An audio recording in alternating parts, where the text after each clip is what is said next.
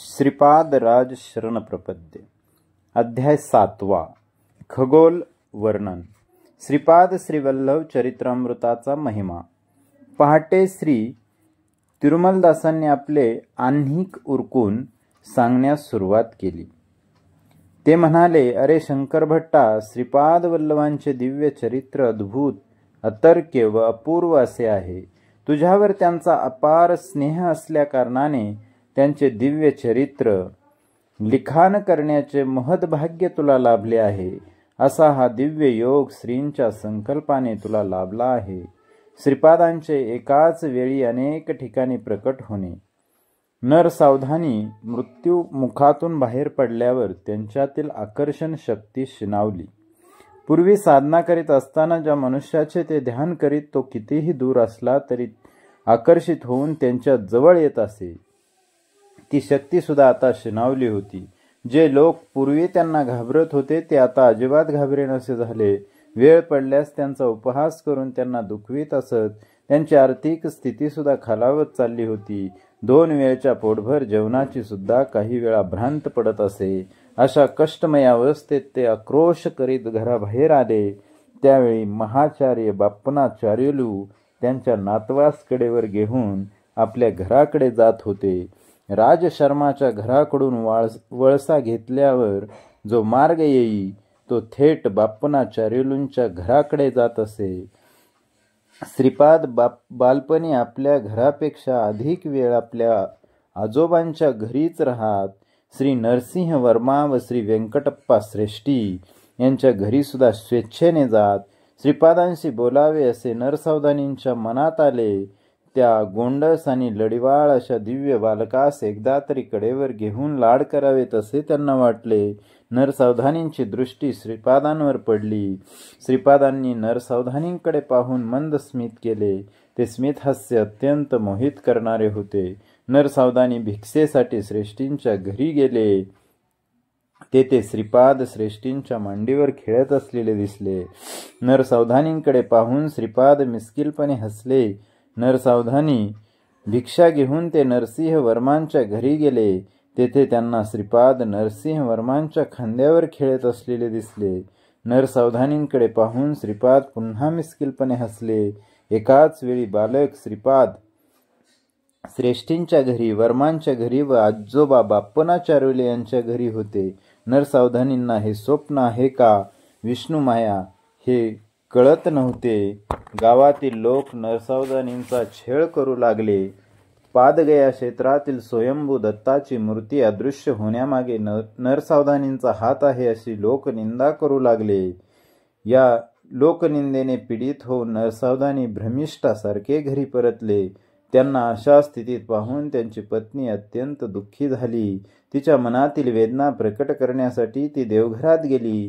तेव्हा तिने पाहिलेले दृश्य आश्चर्यकारक होते. त्यांच्या देवघरात श्रीपाद बसलेले होते.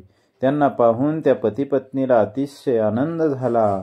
त्या उभयंतांनी श्रीपादांना राजगिऱ्याच्या भाजीचे भोजन करण्याचा आग्रह केला, परंतु श्रीपादांनी जेवण्यास नकार दिला. काल, कर्म आणि कारण या तिन्हींचा एकाच वेळी संयोग झाल्यास असे अलभ्य योग जुळून येतात. विवेकवंत अशा योगांचे लाभ करून घेतात, तर अविवेकी या लाभास मुक्तात. श्रीपाद प्रभूंनी त्या पतिपत्नीच्या विनंतीस होकार दिला, परंतु या जन्मीसाठी नसून पुढल्या जन्मी ते महाराष्ट्राच्या पुण्यभूमीत श्री नरसिंह सरस्वतींच्या अवतारात त्यांच्या घरी अवश्य भोजन घेतील असे त्यांनी वचन दिले होते. एखाद्या समयी सूर्य चंद्राच्या गती बदलणे साध्य होईल, परंतु प्रभूंच्या वचनांच्या विरुद्ध जाणे पंचभूतांसहित कोणत्या जीवास शक्य नसते. जग जरी हिंदोळले, युग जरी पालटले, तरी श्रीपादांच्या लीला नित्य सत्य व नित्य नूतन आहेत. देवघरात बसून श्रीपाद प्रभूंनी नरसावधानी आणि त्यांच्या धर्मपत्नीस हितोपदेश केला. हा उपदेश दत्तभक्तांना अत्यंत उपयोगी असा आहे. नरसावधानी व श्रीपाद श्रीवल्लभांच्या मध्ये झालेला संवाद व श्रीपाद प्रभूंचा उपदेश. प्रश्न: तू कोण आहेस? देवता, यक्ष, मांत्रिक? उत्तर: मीच आहे. पंचभूतात्मक सृष्टीतील अणुरेणूमध्ये विद्यमान असलेली अदृश्य शक्ती ती मीच. पशुपक्ष्यांसहित समस्त प्राणीमात्रांमध्ये मातृ व पितृ स्वरूपाने स्थित आहे तो मीच. सकल सृष्टीचा गुरुस्वरूप पण मीच आहे. प्रश्न: तू श्री दत्त प्रभूंचा अवतार आहेस का? उत्तर: निसंशयाने मी दत्तच आहे. तुम्ही शरीरधारी असल्याने तुम्हाला माझी ओळख पटण्यासाठी मी शरीर धारण केले आहे. वास्तवात मी निराकार व निर्गुण आहे. प्रश्न: म्हणजे तुला आकार व गुण नाही एवढेच ना? उत्तर: निराकार असणे सुद्धा एक आकाराच आहे. तसेच निर्गुण असणे हा देखील एक गुणच आहे. साकार व निराकार, सगुण व निर्गुण यांचा आधार तो मीच आहे आणि त्याच्या पलीकडे आहे असे जाण. प्रश्न: सर्वस्व तूच असताना प्राणीमात्रांना सुखदुःख का संभवतात? उत्तर: तुझ्यात असलेला तू जीव आहेस व तुझ्यात असलेला मी परमात्मा आहे. तुझ्यात कर्तृत्व भावना असेपर्यंत तू आणि मी होऊ शकत नाही. जोपर्यंत तुझ्या कर्तृत्व भावना असेल तोपर्यंत सुख दुःख पाप पुण्य अशा द्वंद्वातून तुझी सुटका होऊ शकत नाही. तुझ्यातला तू नष्ट होऊन तुझ्यातील मी उच्च दशेत असेल तेव्हा तू माझ्या निकट असशील. जसे जसे तू माझ्या निकट येशील तसा तसा तू सुख दुःख पाप पुण्य या द्वंद्वातून मुक्त होशील. तू माझ्या आश्रयी असता सुख संपन्न होशील.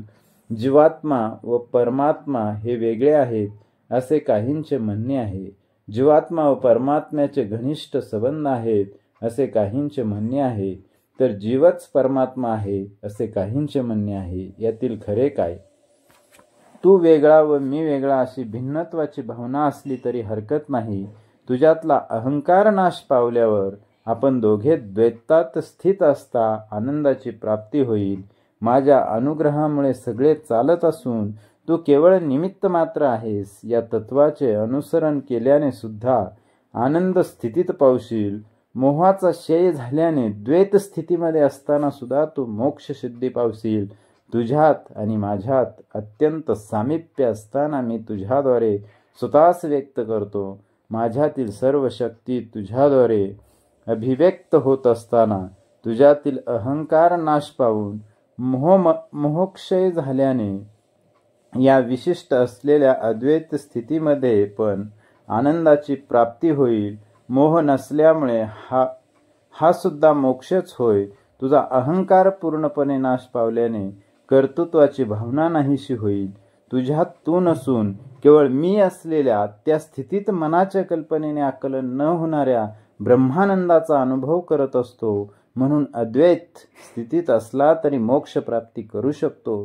द्वैत स्थितीत असला तरी विशिष्ट द्वैत किंवा अद्वैत स्थितीत असला तरी मोक्षसिद्धी ब्रह्मानंद स्थिती मात्र एकच. ती स्थिती मन वाचा यास अगोचर आहे, केवळ अनुभवाने जाणले जाते. प्रश्न: अवधूत स्थितीत असलेले काही जण जे ते स्वतः ब्रह्म असल्याचे सांगतात, तर तू अवधूत आहेस का?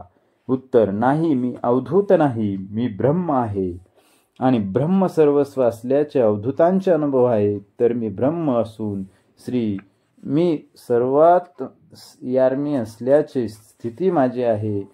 प्रश्न: तरी या किंचित भेदाचे रहस्य मला उमजले नाही.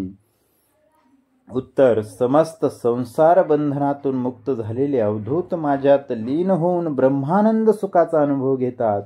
त्यांच्यात व्यक्तित्व नाही. व्यक्तित्व नसल्याने ते संकल्परहित असतात. या सृष्टीच्या महासंकल्पात महाशक्तीत मी आहे. जीव म्हणविणाऱ्या माया शक्तीत पण मी आहे. माझ्यात लीन झालेला अवधूत सुद्धा तू परत जन्म घे अशी माझ्या आज्ञा झाल्यास त्यांना जन्म घेणे भाग आहे. संकल्पयुक्त सत्य ज्ञानानंद स्वरूप माझे आहे, तर संकल्प रहित सत्य ज्ञानानंद स्वरूप त्यांचे आहे. प्रश्न: बीजास भाजल्याने परंत अंकुर होत नाहीत, तसेच ब्रह्मज्ञान प्राप्त करून ब्रह्ममय झालेल्यांना परत जन्म घेणे कसे बरे साध्य होईल? उत्तर: भाजलेल्या बीजांचे पुनरांकित न होणे हा सृष्टीचा धर्म आहे. भाजलेल्या बीजांना पुनरांकित करणे हे सृष्टीकर्त्याचे शक्ती सामर्थ्य आहे. खरे पाहता माझा अवतार या सिद्धांतावर सत्य धर्म निरूपण करण्यापूर्वी झाला. प्रश्न बघा. श्री दत्त प्रभू श्रीपादा विवरण करावे. उत्तर. भूत भविष्य वर्तमान हे अवस्थात्रय तसेच सृष्टी स्थिती लय इत्यादी त्रयांचे अतिक्रमण करून वडील अत्री महर्षी प्रसिद्ध झाले. सृष्टीतील कोणत्याही जीवाविषयी किंवा कुठल्याही वस्तूविषयी असूया द्वेष लेशमात्र नसल्या कारणाने माता अनुसया विख्यात झाली. ब्रह्मा विष्णू रुद्र यास आधार व अतीत असलेल्या त्या परमज्योती स्वरूपाचे दर्शन प्राप्त करण्यासाठी अत्री महर्षींनी घोर तपश्चर्या केली. त्या परमज्योती स्वरूप परमात्म्याने आपल्या अमृत दृष्टीने सृष्टीतील प्रत्येक प्राण्यास व वस्तूस अवलोकन करून अनुग्रह करावा या हेतूने अनुसया मातेने तपाचरण केले होते. कर्मसूत्रांप्रमाणे पापपुण्यास अनुसरून सुख दुःख प्राप्त होत असल्या कारणाने महापापाचे फळ व स्वल्प पुण्याचे फळ अधिक व्हावे या संकल्पाने अनुसया प्रार्थना करीत असे. कठीण अशा लोखंडास जिवंत व खाण्यास योग्य अशा चण्यांमध्ये आपल्या तपोबलाने मातेने रूपांतर केले. खनिजातील चैतन्य निद्रावस्थेत असते. तरु गुलमादीमध्ये अर्धनिद्रावस्थेत असते. पशुमध्ये पूर्ण चैतन्याची स्थिती असते. खनिज म्हणून जन्मास येऊन मरण पावणे व नंतर वृषत्तर जन्म घेऊन तदनंतर पशुजन्म पावून शेवटी मनुष्य जन्म घेतलेल्या मानवाने विवेक ज्ञान वैराग्यवंत होऊन त्यांच्यात सुप्त असलेल्या परमात्म शक्तीस जागृत करून मोक्ष प्राप्त केला पाहिजे. प्रकृतीतील परिणामक्रमाचा धर्म परमात्म्यांच्या अनुग्रहाने बदलू शकतो असे मातेने सिद्ध केले. त्रिमूर्तीच्या रूपात असलेले चैतन्य जागृत अवस्थेत असल्या कारणाने निद्रावस्थेत बदलून त्यांना लहान बालकांचे रूप दिले. त्रिमूर्तींच्या शक्ती एकवटून अनघादेवी रूप धारण केले. दत्तात्रेयांचा अवतार घेऊन त्यांनी अनघादेवीच्या अर्धांगिनी म्हणून स्वीकार केला. श्रीपाद श्रीवल्लभावतारी वामभागी अनघादेवी व दक्षिणभागी दत्तात्रेय असून अर्धनारी स्वरूप रूपाने प्रभूंचा जन्म झाला. अशा मोहत्तर सृष्टीस आपल्या संकल्प मात्राने सृजन करण्याचे शक्ती सामर्थ्य असलेल्या प्रभूस आवश्यकतेनुसार सृष्टी धर्मामध्ये बदल घडवणे सहज शक्य आहे असे तू जाण. प्रश्न. श्रीपादा सृष्टी धर्मामध्ये बदल घडवण्याचे सामर्थ्य असलेला तू माझ्या दारिद्र्याचे हरण करू शकत नाही का? उत्तर. अवश्य तुझे दारिद्र्य हरण करेन, परंतु तुझ्या पुढच्या जन्मी. थोडेफार दारिद्र्य भोगल्यावर राजगिऱ्याचा विषय अगदी शिल्लक होता, तरी तुला राजगिऱ्यावर इतका मोह होता.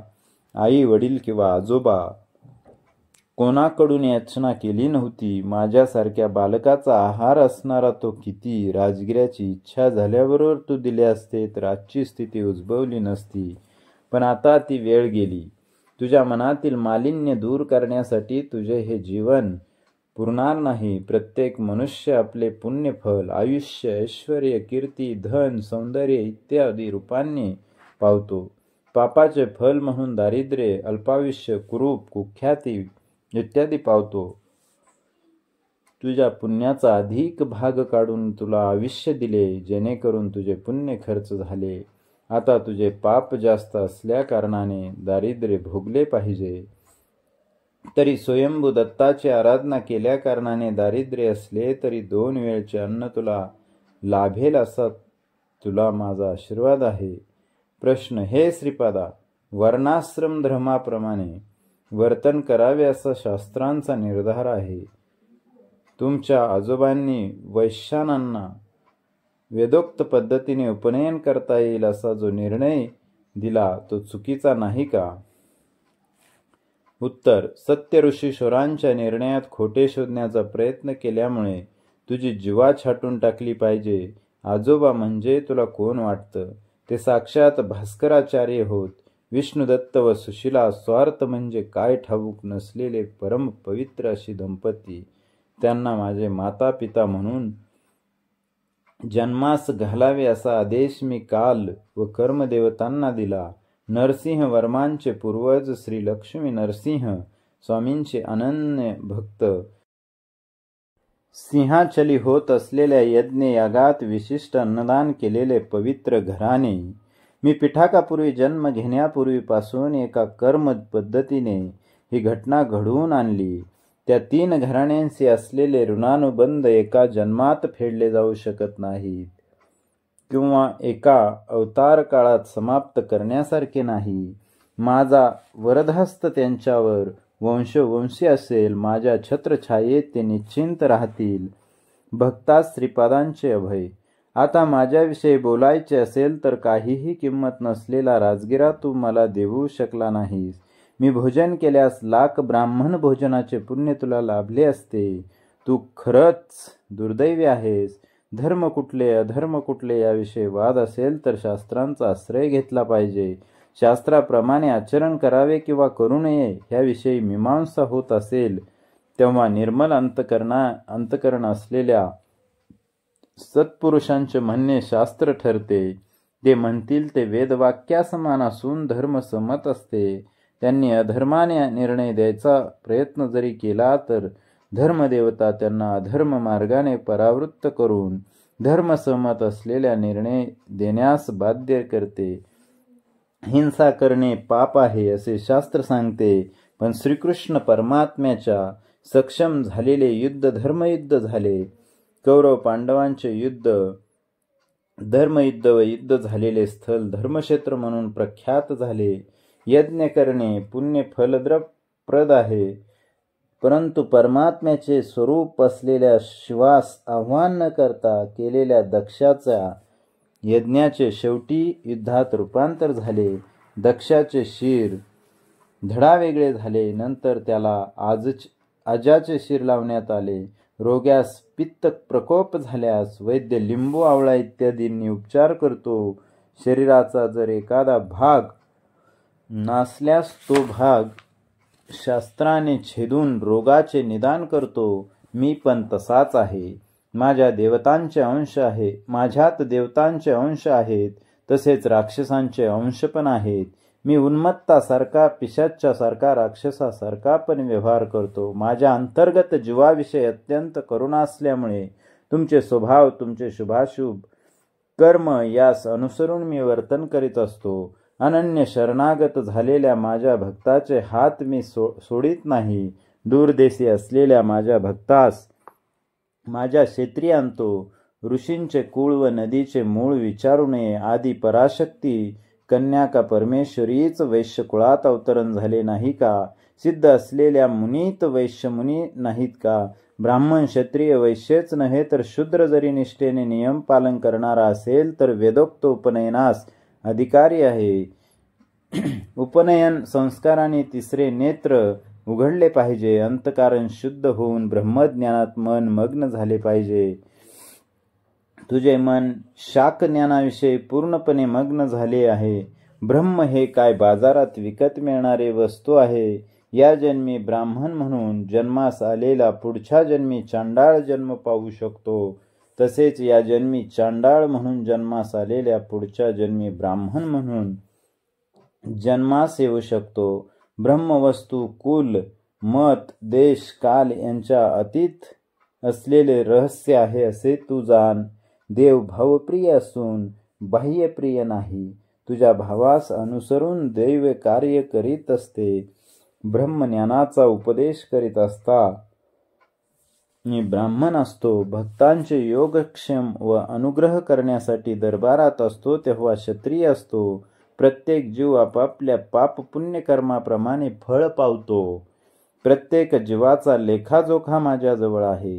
तोलून मापून माप पुण्याचे फलवाटप करताना मी वैश्य आहे. भक्तांचे कष्ट आपल्या शरीरावर घेऊन त्यांना सुखशांती प्रदान करण्याचा सेवाधर्म मी धारण केला असता शूद्र असतो. जीव मृत्यू पावल्यावर चिताग्नी देऊन त्यांच्या शरीरास भस्मीभूत करून उत्तम गती प्राप्त करून देत असताना मी डोम असतो. आता तू मला सांग मी कोणत्या कुळाचा आहे? प्रश्न. श्रीपादा क्षमा करा. मी अज्ञानी आहे. आपण साक्षात दत्तप्रभू आहात. समस्त जीवांचा आश्रय तूच आहेस. खरे पाहता या सृष्टीची रचना कशी झाली याचे विवरण करून मला कृतार्थ करावे. लोकालोक वर्णन. उत्तर. आजोबा, स्वर्गात 88,000 गृहस्थ मुनींचा वास असतो. पुनरावृत्ती होणे त्यांचा धर्म असून धर्म प्रचारासाठी बीजरूपाने ते विद्यमान असतात. परमात्म्याच्या अनिर्वचनीय अशा शक्तीच्या एका स्वल्प अशा अंशाने जगतसृष्टी रचण्यासाठी ब्रह्मदेवाची उत्पत्ती झाली. परमात्म्यापासून क्रमाने सर्वव्यापी असे जल निर्माण झाले. परमात्म्याच्या तेजाने त्या जलात कोट्यावधी सुवर्ण कांतियुक्त अंड उत्पन्न झाले. त्या अंडात एक अंड आपण निवास करीत असलेले ब्रह्मांड आहे. यातील आतले भाग अंधकारमय असून तेथे परमात्म्याचे तेज मूर्तिमान झाल्याने अनिरुद्ध हे नाव विख्यात झाले. त्या अंड्यातील अंधकार परमात्म्याने आपल्या तेजाने नाहीसा केला. हिरण्यगर्भ, सूर्य, सविता, परज्योती अशा अनेक संज्ञांनी वेदांत त्यांचे वर्णन झाले आहे. त्रेतायुगात पिटिकापुरात भारद्वाज महर्षींनी 1 कोटी ब्रह्मांडात भरलेल्या दत्तात्रेयांच्या तेजास उद्देशून सवितकृत काठाचे आयोजन केले होते. सत्यलोकात निरामय स्थान नावाचे एक स्थान आहे. त्रिखंड सोपानात वसु रुद्रादित्य नावाने पितृगणांचा येथे वास आहे. निरामय स्थानाचे संरक्षण म्हणून ते कार्यरत असतात. कारण ब्रह्मलोक म्हणवणाऱ्या या स्थानात चतुर्मुख ब्रह्माचे निवासस्थान आहे. त्यास विद्यास्थान किंवा मूल प्रकृती स्थान असे जाणले जाते. त्यावर प्रख्यात असलेले श्रीनगर आहे. त्याच्यावर महाकैलास, त्यावर कारण वैकुंठ आहे. सत्यलोकात पुराणपुराचे नाव विद्याधर स्थान आहे. तपोलोकात अंजनावतीपूरमध्ये साध्यांचा वास आहे. जनलोकात अंबावतीपूर येथे सनंद नादी ऋषींचा निवास आहे. महरलोकात ज्योतिषपुरामध्ये सिद्धादी गणांचा वास आहे.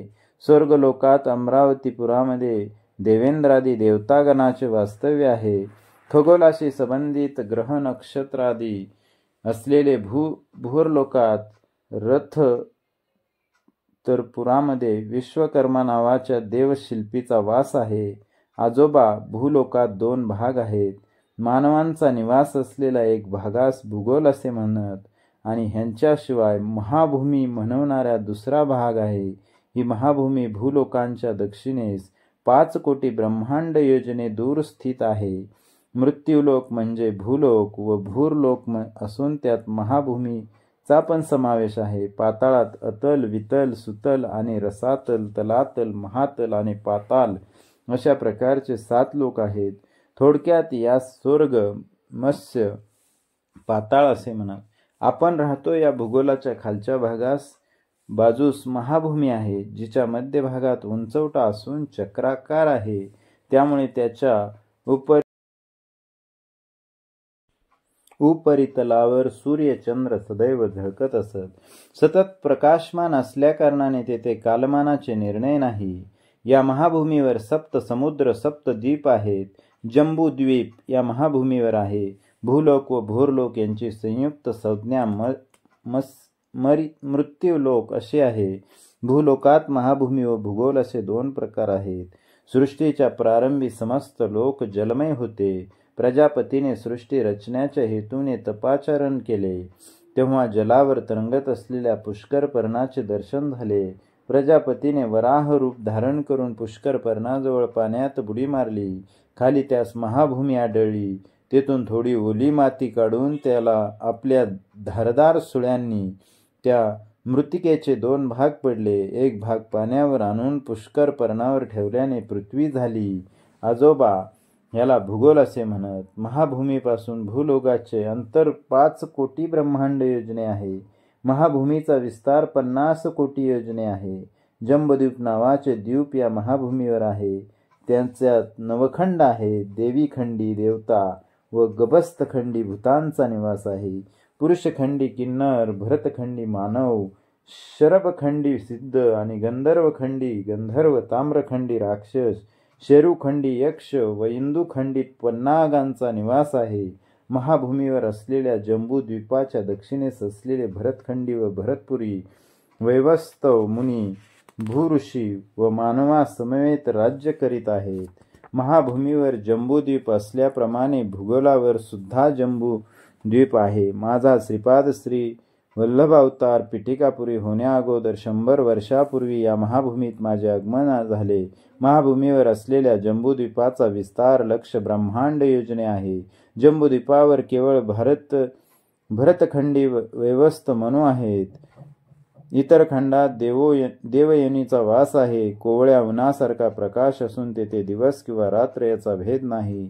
लवण समुद्राची लक्ष योजने, प्लक्ष द्वीपाची 2 लक्ष योजने, विश्वरूपास समुद्राची 2 लक्ष योजने, कुश द्वीपाची 4 लक्ष योजने, सुरा समुद्राची 4 लक्ष योजने, क्रौंच द्वीपाचे 8 लक्ष योजने, सर्पी समुद्राचे 8 लक्ष योजने, शाक द्वीपाचे 16 लक्ष योजने, दधी समुद्राची 16 लक्ष योजने, शलमली द्वीपाची 32 लक्ष योजने, क्षीर समुद्राची 32 लक्ष योजने, पुष्कर द्वीपाची 64 लक्ष योजने, शुद्ध जल समुद्राची 64 लक्ष योजने, चलाचल पर्वताची 128 लक्ष योजने, चक्रावळी पर्वताची 256 लक्ष योजने, लोकालोक पर्वताची 512 लक्ष योजने, तपोभूमीची 1250 लक्ष योजने असा विस्तार आहे. लोकालोक पर्वताच्या पलीकडे सूर्य रश्मी जाऊ शकत नाही, म्हणून लोकालोक पर्वत व अंड भित्ती यामध्ये अंधकार पसरलेला असतो. अंडाताचा विस्तार कोटी योजने आहे. वराह अवतार किंवा नरसिंह अवतार भूमीस व्याप्त करणारे असे अवतार नाहीत. वराह म्हणजे सुकर नसून एक सुळा असलेला खडमृग आहे.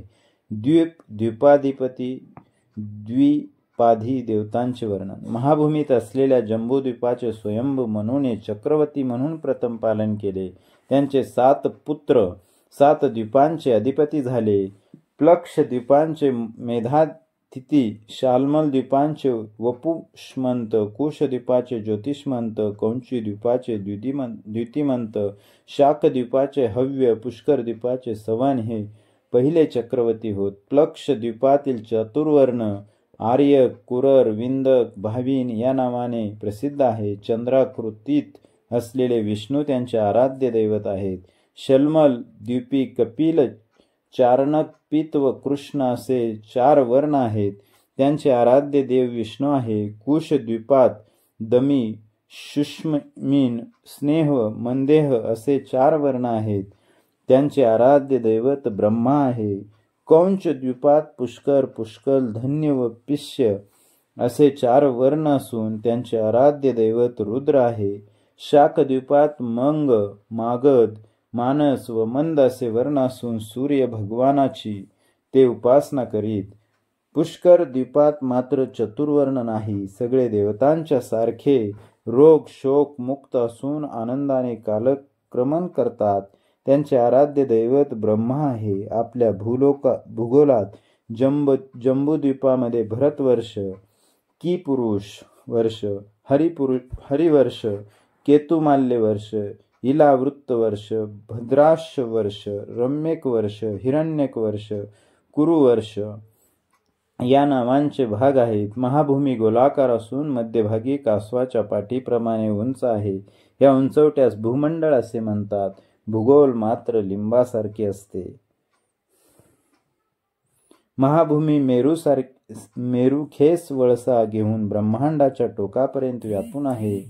भूगोल मात्र ज्योतिषचक्राच्या समांतरावर मध्यभागी स्थित आहे. महाभूमीच्या मध्यभागी असलेले मेरू रेखेच्या भोवती जंबूद्वीप आहे. त्यांच्या भोवती सप्तसमुद्र द्वीपादी आहेत. भूगोलाच्या उत्तरार्धास देवभाग व दक्षिणार्धास असुर भाग असे म्हणत. महाभूमीच्या मध्यभागी मेरू देदीप्यमान असून जीवांस पालन करणाऱ्या मनूचे निवासस्थान आहे. भूगोल जीवांचे निवासस्थान आहे. महाभूमीच्या भोवती असलेले चक्रवाळ पर्वताशिखरी ज्योतिषचक्र स्थित आहे. भूगोल मात्र यापेक्षा भिन्न आहे. सप्त कक्षांनी आवृत्त असलेले ज्योतिषचक्र भूगोलाची रोज एक प्रदक्षिणा करीत आहे. महाभूमीत शीतोष्ण वातादी कमी असून सदैव प्रकाशमान असल्याकारणाने नित्य दिवस असल्याने काळाचा व्यत्यास नाही. भूगोलात ह्याच्या विपरीत आहे. महाभूमी केवळ पुण्यफल अनुभवण्यास प्राप्त करण्यायोग्य आहे. स्थूल शरीराने अप्राप्य आहे. भूगोल पुण्य मिळवण्यासाठी असलेली कर्मभूमी असून स्थूल शरीरधारी राहण्याची भूमी होय. महाभूमीवर मनु प्रलयाशिवाय दुसरे प्रलय उद्भवत नाही. भूगोलात युग प्रलय, महायुग प्रलय, मनुप्रलय इत्यादी घडतात. महाभूमीस धात्री, विधात्री अशी नावे आहेत. भूगोलास मही, उर्वी, क्षिती, पृथ्वी, भूमी अशी नावे आहेत. आजोबा पाताळ लोकाविषयी सांगतो, ऐका. अतल येथे पिशाच गण, वितल लोकात गुह्यक्य, सुतल लोकात राक्षस, रसातलात भूत, तलातलात यक्ष, महातलात पितर व पाताळात पन्नगांचा वास आहे. लोकांतील निवासी, लोकाधिपती व खंडांचे विवरण. वितल लोकांचा नवनिधींचा अधिपती कुबेर आहे. हा ब्रह्मांडाचा कोषाधिपती असून उत्तर दिशेस अलकापुरी येथे याचा वास आहे. वितल लोकांच्या मेरूच्या पश्चिमेस योगिनीपुरात मय राहतो. ह्या राक्षसांचा शिल्पी असून याने त्रिपुरासुरास आकाशात उंच विहार करण्यास योग्य असे त्रिपुर निर्माण करून दिले. सुतलातील वैवस्वतपुरात यमाचे अधिपत्य आहे. हा दक्षिण दिशेचा अधिपती आहे. या नगरात प्रवेश करण्यापूर्वी अग्निहोत्रा नदी आहे. या नदीस वैतरणी असे म्हणतात. पुण्यवंतास ही नदी सुलभ रीतीने ओलांडता येते, तर पापात्म्यास अति कष्टदायक ठरते. रसातलात पुण्यनगर येथे निर्मिती नावाचा दैत्य राज्य करतो. हा नैऋत्य दिशेचा अधिपती आहे. तलातल लोकात धनिष्ठानपुरात पिशाच गणाबरोबर वेताळाचे राज्य आहे. महातलात कैलासपुरी सर्वभूत गणासहित कात्यायनी पती ईशान आहे. तो ईशान्य दिशेचा अधिपती होय. पाताळात वैकुंठ नगर आहे. त्यात श्रीनारायण पाताळात असलेल्या असुरांसहित वासुकी इत्यादी सर्पश्रेष्ठांबरोबर शेषशाही होऊन विराजमान आहेत. ह्या शोत द्वीपात असलेले कार्य वैकुंठ असे म्हणत. पाताळ लोकात त्रिखंड सोपान आहे. प्रथम खंडात अनंग जीवांचा निवास आहे. द्वितीय खंडात प्रेतगणांचा वास आहे. तृतीय खंडात यातनामय शरीर प्राप्त झालेले जीव दुःखाने आक्रोश करीत असतात. महाभूमीमध्ये सप्त समुद्र, सप्त द्वीप आहेत. यांच्या मध्यभागी जंबू द्वीप आहे.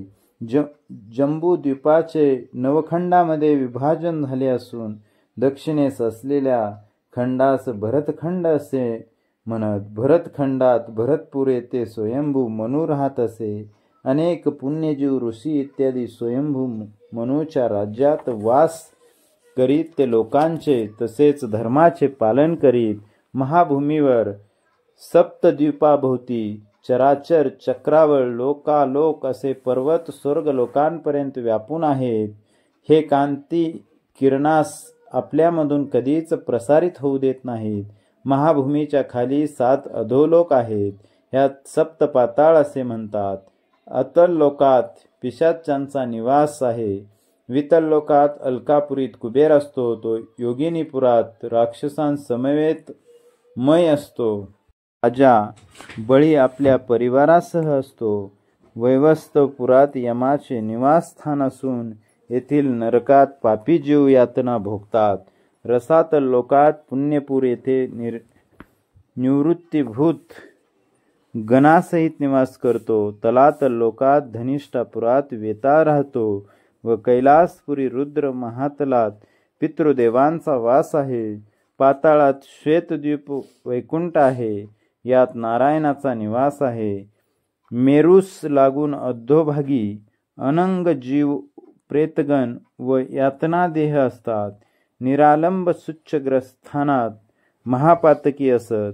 भोजानांती रौरवे अपुण्य निलय पद्मार्बुद निवासिनाम अर्थीनाम उदकम दत्तमक्षय मुपतिष्ठित म्हणून उत्तरापोषणात यांना उदक प्रदान करीत असतो. लोकाचे नाव त्यांचे विस्तीर्ण विवरण. भूलोकात असलेले भूगोल व महाभूमी भिन्न आहेत हे स्पष्टपणे समजून घे. भूगोल बिंदूच्या वर ऊर्ध्व ध्रुव स्थानापर्यंतच्या प्रदेशात मेरू रेखेस प्रकाशमान करणारे सूर्यलोक होय. हे सूर्यदेवतेचे लोक असून सूर्यग्रहमंडल नव्हे. याचप्रमाणे चंद्रलोक, अंगाकार लोक, बुधलोक, गुरुलोक, शुक्रलोक, शनैश्चरलोक, राष्ट्रादी देवतालोक, नक्षत्र देवतालोक, सप्तऋषीलोक, ऊर्ध्व ध्रुव लोक असे आहेत. याशिवाय आणखी अवांतर लोक सुद्धा आहेत. भूमध्य बिंदूपासून सूर्यलोक लक्ष ब्रह्मांड योजने आहे. हे सूर्यग्रहाचे अधिपती असले सूर्यदेवतेचे स्थान आहे. भूमध्य बिंदूपासून चंद्रलोक 2 लक्ष ब्रह्मांड योजने, अंगाकार लोक 3 लक्ष ब्रह्मांड योजने, बुधलोक 5 लक्ष ब्रह्मांड योजने, गुरुलोक 7 लक्ष ब्रह्मांड योजने, शुक्रलोक 9 लक्ष ब्रह्मांड योजने, शनैश्चर लोक 11 लक्ष ब्रह्मांड योजने, राष्ट्रादी देवता लोक 12 लक्ष ब्रह्मांड योजने, नक्षत्रादी देवता लोक 13 लक्ष ब्रह्मांड योजने, सप्तऋषी लोक 14 लक्ष ब्रह्मांड योजने, ध्रुव लोक 15 लक्ष ब्रह्मांड योजने आहे. याप्रमाणे भूमध्य बिंदूपासून विविध अंतरावर स्वर्गलोक, महरलोक, जनलोक, तपोलोक, सत्यलोक आहेत. भूमध्य बिंदूपासून ब्रह्मांडाभोवती भिंतीसारखे म्हणजे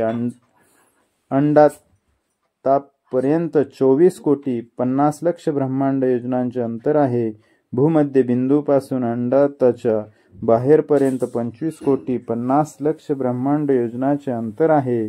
भूलोक, भूरलोक व सोरलोक प्रलयकाळी नाश पावतात. सोरलोकावरील महरलोक थोडेफार नाश पावून थोडे स्थिर राहतात.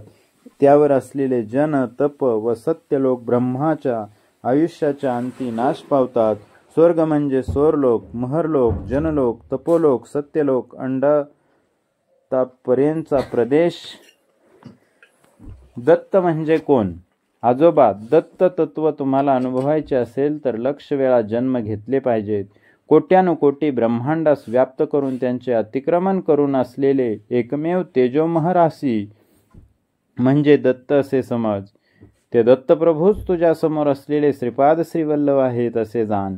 श्रीचरणांनी केलेल्या हितोपदेश ऐकून नरसावधानींनी व त्यांची पत्नी चकित झाले. 1 वर्षाच्या बालकाने साधिकारपणे एवढे महत्त्वपूर्ण व गहन असे विषय सांगणे व स्वतःच दत्त असल्याचे निरूपण ऐकल्यावर नरसावधानी व त्यांच्या पत्नीस राहवले नाही. ते ढसाढसा रडू लागले.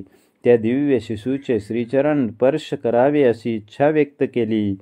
त्या श्रीपादांनी नकार दिला. नरसावधानी व त्यांची पत्नी जागच्या जागी खिळून राहिले. श्रीपाद प्रभू पुढे म्हणाले, मी दत्त आहे. कोट्यानुकोटी ब्रह्मांडात व्याप्त असलेले एकमेव तत्व मीच आहे. दिग हेच वस्त्र म्हणून दिगंबर आहे.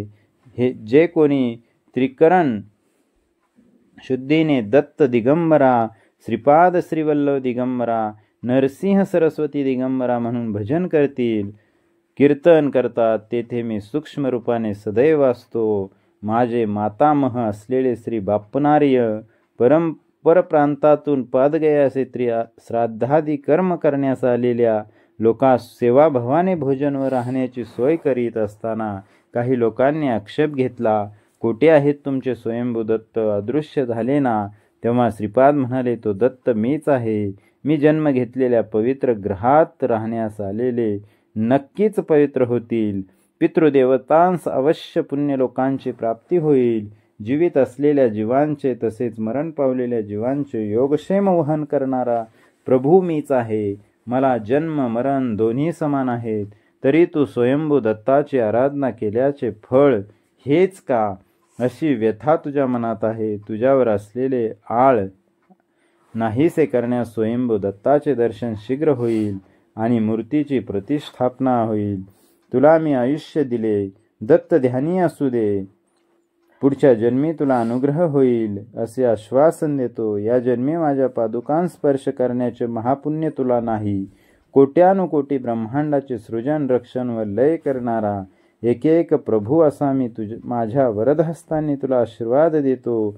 महाभयंकर अशा ध्वनीने श्री चरणांचे शरीरातील परमाणु विघटित होऊन श्रीपाद अदृश्य झाले. बाबा रे शंकर भट्टा, श्रीपादांनी स्वतः त्यांच्या नामाच्या शेवटी दिगंबरा नाम जोडून जप करण्याचे मर्म या प्रकारे निरोपले. त्यांचे सर्व व्यापक तत्व, निराकार असलेले ते तत्व साकार रूपात असे अविरत झाले आहे. हे आपल्या कल्पनेच्या बाहेर आहे. लहान मुलाच्या रूपाने गोंडस रूप धारण करून आलेल्या त्या जगत प्रभूच्या लहानपणापासून करीत असलेल्या लीलांना अंत कोठे. श्रीपाद श्रीवल्लभांचा जय जयकार असो. अध्याय 7 समाप्त झाला.